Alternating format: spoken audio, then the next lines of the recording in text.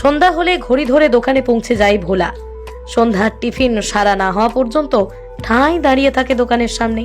টিফিনে দিতে হয় পাউরুটি, মিষ্টি, নোনতা জাতীয় কিছু। তবে অবলা ভোলার সবচেয়ে প্রিয় সিঙ্গারা। সিঙ্গারা পেলেই ঘাড় নাড়িয়ে রীতিমতো আনন্দ করে সে। শুধু তাই নয়, ভোলাকে হাতে ধরে খাইয়ে দিতে হয় সন্তানের মতো, নচেত মুখে রোচে না খাবার। দোকানটা আমাদের এখানে প্রতিদিনই আসে। আমাদের এখানে প্রতিদিন এসে আমরা কম বেশি তাকে কিছু দেই খাওয়ার জন্য। মূলত কি খায় মানে মূলত ও আমাদের এখান থেকে সিঙ্গাড়া, পাউরুটি, নিমকি মানে নোনতা জাতীয় জিনিসগুলো বেশি খায়।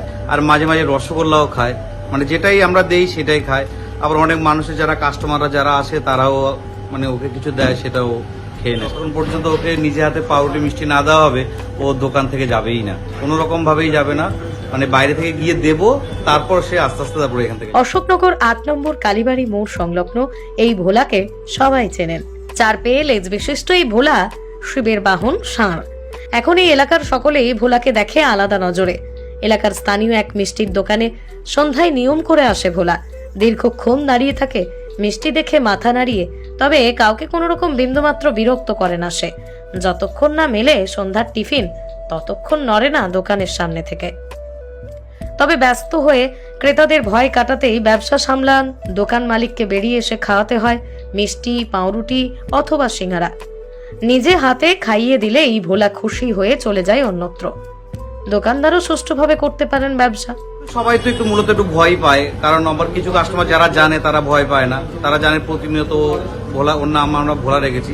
তো ভোলা প্রতিদিন এখানে দোকানের সামনে আসে, যারা দেখে তারাও আসে। সন্ধ্যা হলেই চলে আসে? হ্যাঁ, সন্ধ্যা হলেই চলে আসে, সকালবেলায় চলে আসে। আর সন্ধ্যা হলে বিভিন্ন ধরনের সব কাস্টমাররা আসে, তারাও সবাই মিলে দেয় কম বেশি। যতক্ষণ না দেন ততক্ষণ কি করে?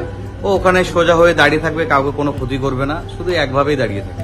সেক্ষেত্রে মিষ্টি মানে মিষ্টিটা ওর অতটা ফেভারিট, যতটা মিষ্টি ফেভারিট তার থেকে বেশি ফেভারিট হচ্ছে আপনার সিঙ্গাড়া দেবেন, আপনি ওই পাউরুটি খাওয়াবেন, কোয়াটা রুটি খাওয়াবেন, নিমকি খাওয়াবেন, যত নোনতা জাতীয় জিনিস খাওয়াবেন ওর তাতেই তত বেশি খুশি আর কি। এই এলাকার এখন বহু ব্যবসায়ী ভোলাকে খেতে দেন। তাদের বিশ্বাস, ভোলাকে খেতে দিলে এই ব্যবসায় লক্ষ্মী লাভ হয় চড়চড়িয়ে। তাই অবলা প্রাণীকে আর কোনো রকম দুচ্ছাই না করে এখন এলাকার মানুষ সকাল বিকেল সামর্থ্য অনুযায়ী তুলে দেন আহার। দেখুন, আমরা তো হিন্দু ধর্মে বিশ্বাসী, আমরা সবার আগে এটাকে বিশ্বাস করবো, কারণ যেহেতু আমরা গোমাতাকে নিয়ে চলি আর আমার ব্যবসা গোমাতাকে নিয়ে, সেই জন্য আমরা ওই সবার আগে ওটাকেই ভাবি যে গোমাতা যেহেতু আমার দোকানের সামনে এসে তাকে যদি আমরা কিছু দেই তাহলে হয়তো আমার কিছু যদি উন্নতি হয়, আমার সাথে সবাই থাকে, এই ভাবনা। দোকানে আসা ক্রেতারাও কখনো কলা, কখনো সবজি কিনে খাইয়ে দেন শিবের এই বাহনকে। বিগত অনেক বছর ধরে ভোলা তাই যেন সকলের কাছের হয়ে উঠেছে। ষাঁড়ের এমন কাণ্ড দেখলে রীতিমতো অবাক হতে হয়।